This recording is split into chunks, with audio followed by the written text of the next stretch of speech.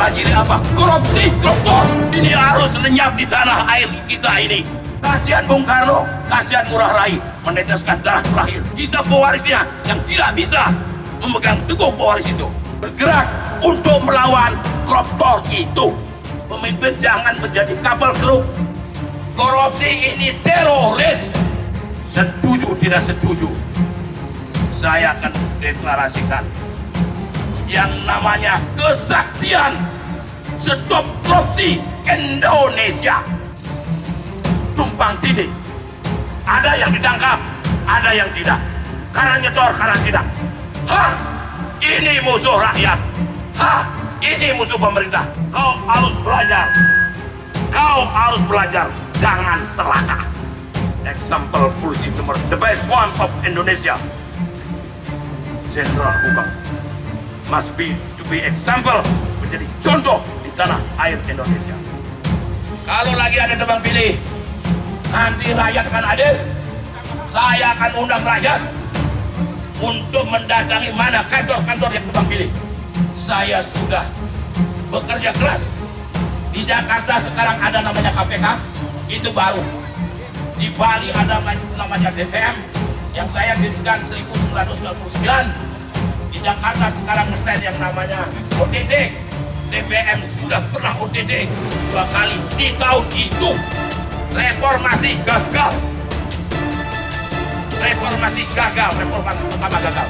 Maka dari itu saya ciptakan reformasi kedua dan probakan yang namanya kesaktian anti korupsi. Ini lembaran baru. Stop korupsi. Terima kasih dan burung kedap.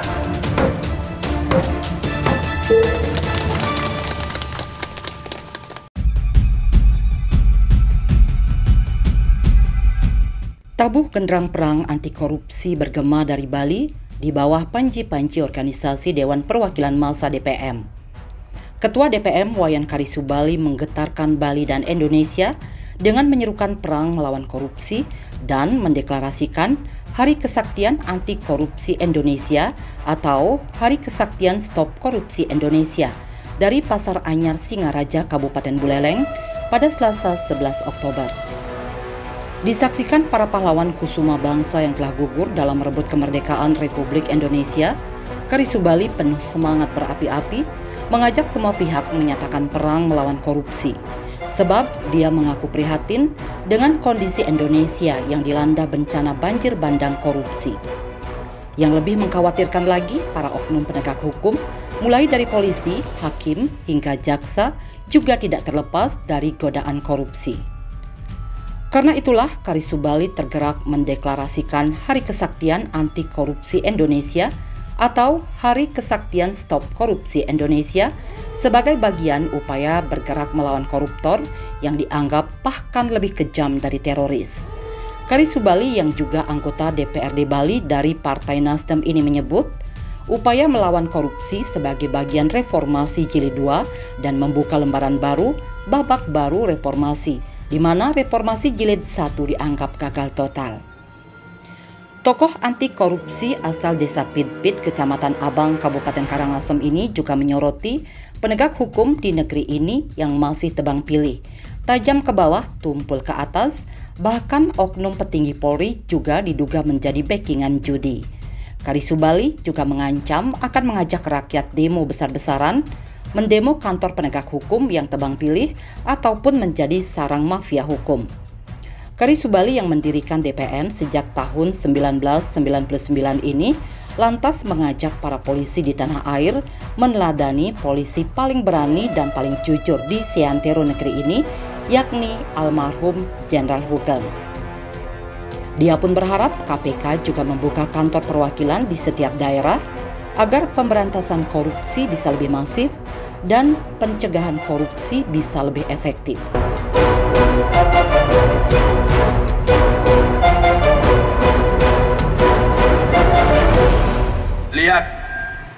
Lihat foto-foto beliau.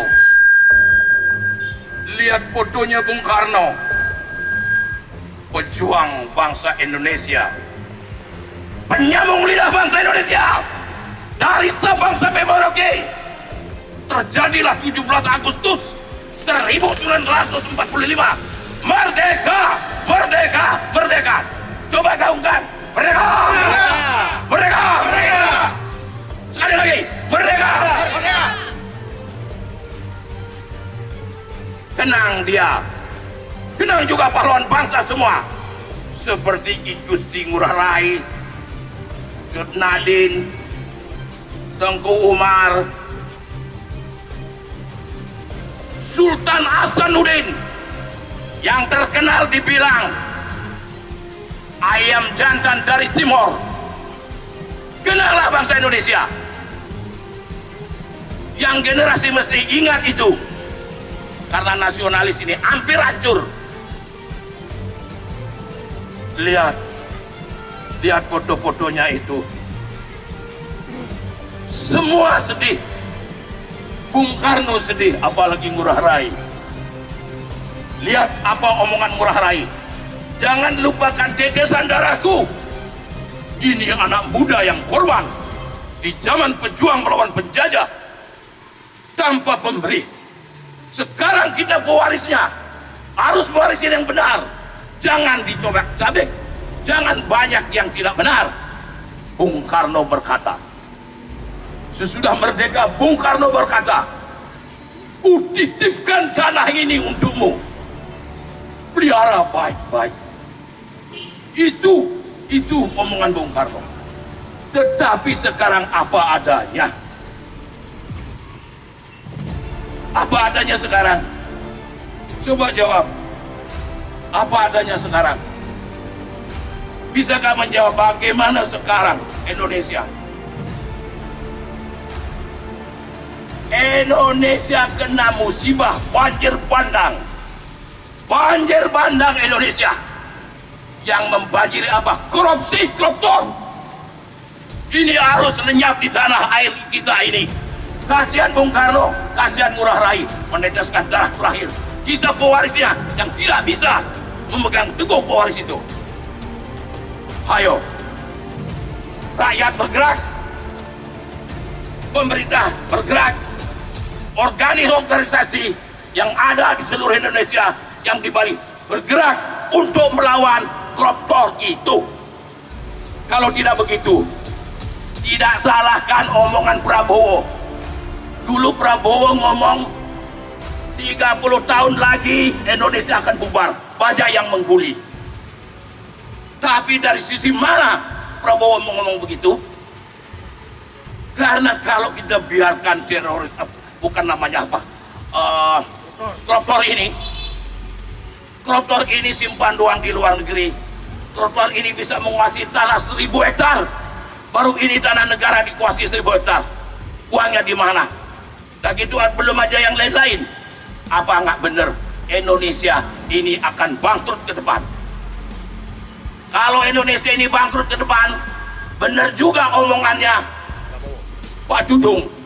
Dudung juga ngomong, wah kalau Indonesia ini bangkrut, prajurit ini pas perutnya kosong, bagaimana kita akan perang, akan bisa menang? Maka dari itu perutnya dulu penuhi, otaknya biar segar, baru perang. Yang menjadi pemikiran kita, kalau menjadi pemimpin jangan menjadi kapal keruk. Ini omongan Pak Dudung. Pemimpin boleh benar, tapi jangan kapal keruk lah. Apalagi menjadi, apa itu namanya, kanebo. Kalau kanebo yang kecil-kecil juga dihabisi. Ya, maka dari itu korupsi ini sudah merajalela. Kita di Indonesia ada banyak istilah ari-ari. Ada ari mama, ya toh? Anak saya atau bawa bunga, ini ari mama. Ada hari Valentine, itu penting. Tetapi hari ini sudah ridho Allah yang Maha Kuasa, ide Sang Yang Widi, Tuhan yang Maha Agung, dan diiakan oleh pahlawan bangsa seluruh Indonesia. Saya akan dirikan, saya akan deklarasikan yang namanya setuju tidak setuju. Saya akan deklarasikan yang namanya kesaktian stop korupsi Indonesia. Percaya dan setuju? Coba tepuk tangan. Kalau yang tidak senang korupsi, mesti itu setujui. Biar setiap tahun ada pegangan. Kita suarakan anti korupsi Indonesia. Setuju Ibu? Sekarang saya tanya dengan Ibu ada sini. Ibu senang dengan korupsi atau tidak? Tidak. Tidak kan? Tidak. Habisin korupsi kan? Habis. Kalau nggak salah boleh saya bilang korupsi ini sama teroris. Korupsi ini teroris. Salah kan sebalik ngomong itu, boleh periksa. Kenapa? Kenapa teroris? Ini lebih kejam lagi. Kalau teroris berani dia tanggung jawab. Oke, saya menembak, saya tanggung jawab. Kalau namanya koruptor, malah dibela-bela. Ini kapan sampai Indonesia? Biar langit runtuh 3 kali kalau masih ada yang membela, ada itu, tidak akan bisa. Indonesia ini seger dan gemah limpah laut Jinawe. Ini perlu saya sampaikan lagi. Bangsa Indonesia mendengar, dan bangsa Indonesia dari Sabang sampai Merauke atas ridho Allah yang Maha Agung, atas ridho Ida Sang Yang Widi yang Maha Suci, atas ridho Tuhan yang Maha Besar, beliau meridhoi dan juga diiakan oleh pejuang revolusi 45 di seluruh Nusantara, meridhoi. Hari ini saya mewakili bangsa Indonesia yang setuju, ya. Saya mewakili bangsa Indonesia yang setuju. Yang tidak setuju jangan protes, saya sudah ngomong yang setuju. Yang setuju hari ini deklarasikan hari kesaktian perang korupsi, hari kesaktian, hari raya korupsi, stop korupsi. Terima kasih, saya pukul kena.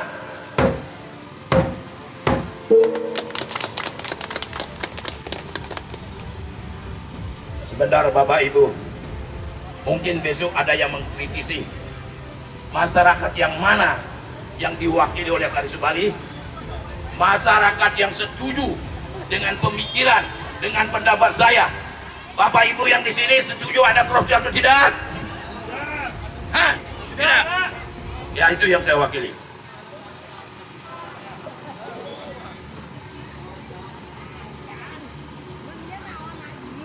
Sekarang lain cerita.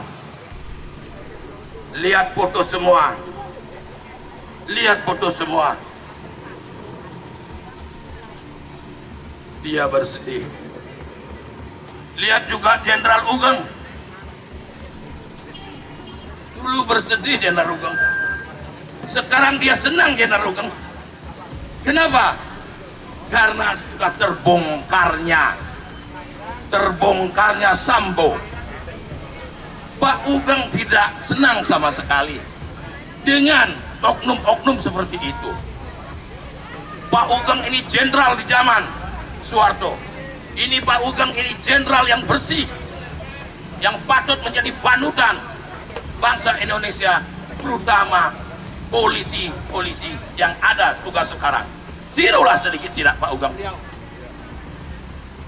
Jangan oknum polisi menjadi bandar togel yang di bawah ditangkapin. Nah, ini rusak. Apalagi Hakim Agung. Bagaimana ini Indonesia? Hakim Agung loh, nanti Jaksa Agung. Makanya saya sebut Indonesia ini sudah dibanjirin pandang dengan korupsi. Dan saya bilang itu sama dengan teroris. Jangan ngomong lagi. Maka dari itu saya bikin hari kebangkitan anti korupsi Indonesia di bulan ini, tahun ini. Saya sering melihat TV, saya sering melihat berita. Mungkin Bapak Ibu ingat kejadian di Jawa Barat. Ada seorang sekretaris desa melaporkan kepala desa sampai jalan 2 tahun. Akhirnya apa terjadi? Yang melaporkan ini ibu-ibu dijadikan tersangka. Bayangkan. Saya waktu itu sudah marah sekali menurut saya. Tetapi saya bicara di mana? Di sini saya punya panggung, di sini saya akan bicara. Untung, alhamdulillah, astungkara ada Pak Mahfud MD yang turun menyelesaikan permasalahan ini. Ibu yang tersangka jadi bebas. Bayangkan. Nah itu, seperti itulah kejadian. Makanya DPM Dewan Perwakilan Massa bersama rakyat, bersama pemerintah hadir dan turun untuk menjadi controlling di dalam pemerintahan kita. Ibu juga ikut kontrol ya, ikut berdoa ya, biar Indonesia, terutama Bali juga. Kalau kita berbicara Bali, Ibu, Bali ini sudah menyedihkan. Bali ada 8 kabupaten, 4 bupatinya sudah masuk penjara. Oh, 4.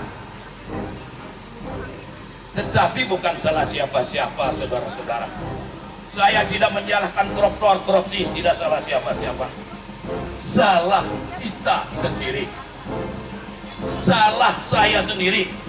Kenapa saya salah? Saya punya mata bukan jeli. Saya punya telinga bukan peka.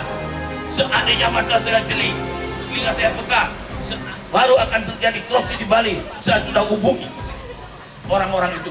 Jangan korupsi deh, percaya dengan karma pala. Saya begitu. Tetapi kesalahan saya karena telinga saya bukan begitu peka. Maka dari itu saya minta maaf kepada koruptor di seluruh Indonesia. Saya salah, tidak salahkan Anda, tapi saya kecewa. Saya yang bersalah. Kalau mengakui rakyat Indonesia yang kurang controlling, saya yang bersalah.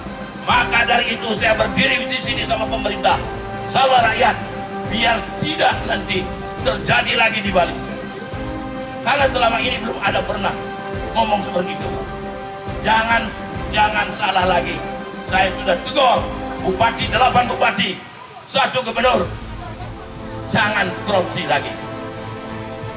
Ada juga di sini pengadilan, kejaksaan, Kapolres, Polsek, Kapolda. Pimpinlah Bali ini yang benar. Kalau menjadi jaksa, menjadi hakim, benar-benarlah. Jangan tebang pilih, jangan karena uang, jangan karena money. Juga menjadi Kapolsek, menjadi polisi, menjadi Kapolres, Kapolda, Kapolri, benarlah, pegang kendali keamanan yang benar. Jikalau masih Indonesia tidak bubar.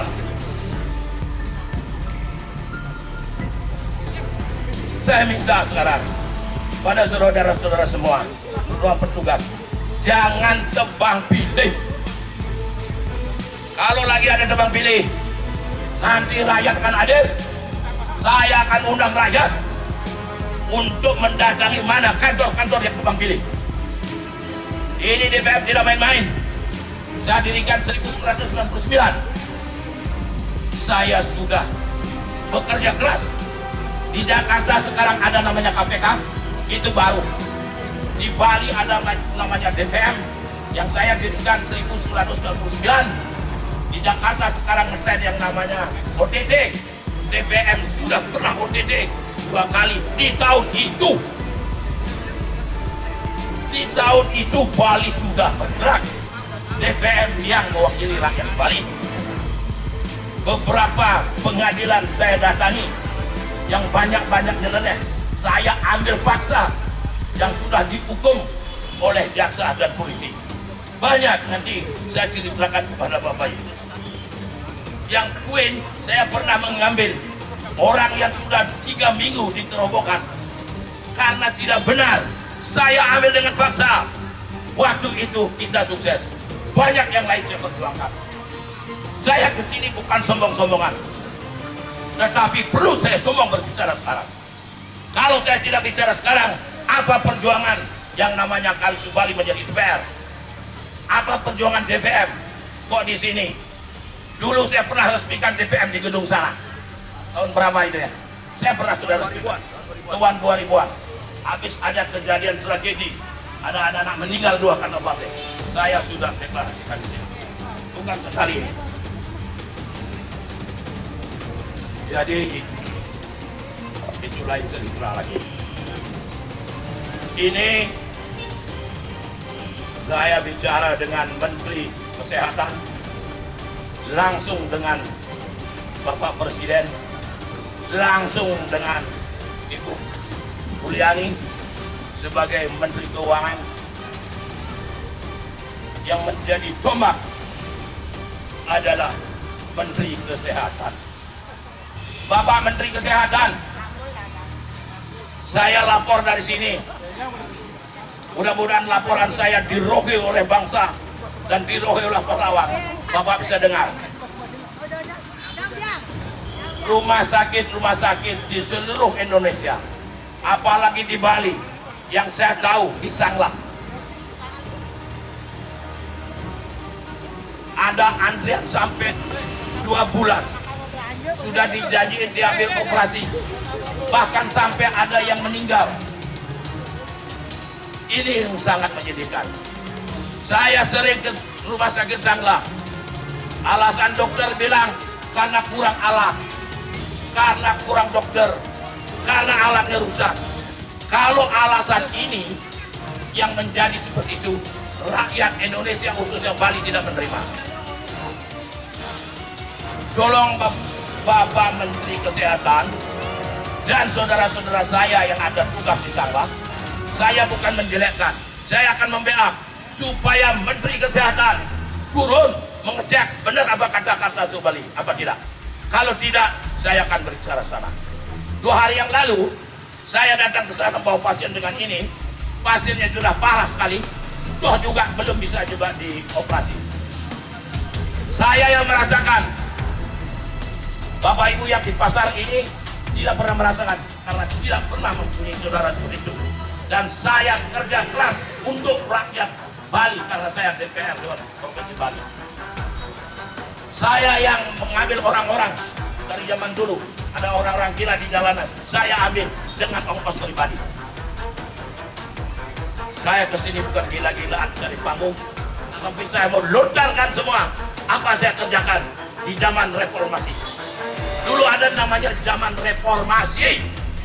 Reformasi gagal. Reformasi gagal, reformasi pertama gagal. Maka dari itu saya ciptakan reformasi kedua dan tobatkan yang namanya kesaktian anti korupsi. Ini lembaran baru. Ini lembaran baru. Reformasi 2. Jadi sekali lagi dengan Pak Menteri Kesehatan, tolong jangan sampai bilang tidak ada uang. Mana uang yang mesti harus diutamakan untuk kesehatan? Pak Presiden Jokowi sudah luar biasa punya ide. Anak masih dalam kandungan, bayi masih dalam kandungan, sudah dipikirkan bagaimana supaya dia sehat lahir batin, lahir rohani. Sudah berikan susu di Banjar-Banjar. Ini luar biasa Pak Jokowi, luar biasa Pak Jokowi. Tetapi sesudah lahir, sesudah sakit, tempat yang untuk mengurusnya belum begitu sepadan. Maka dari itu saya sampaikan kepada Pak Menteri, tolong turun dan lihat bersama-sama. Kenapa saya begitu? Sekali lagi, karena saya 1 bulan, 2 kali, 3 kali antar masyarakat miskin ke Sanglah. Dan saudara-saudara saya di Sanglah, yang kerja di Sanglah, kepada juga Dinas Kesehatan Provinsi Bali. Mari kita ngomong.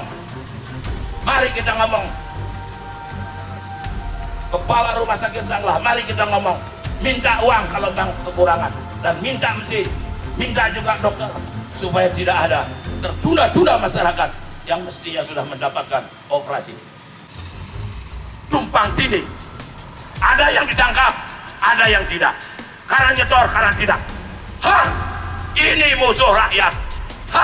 Ini musuh pemerintah. Ingat saudara-saudara saya, jangan lakukan gitu lagi. Pak Ugeng bilang,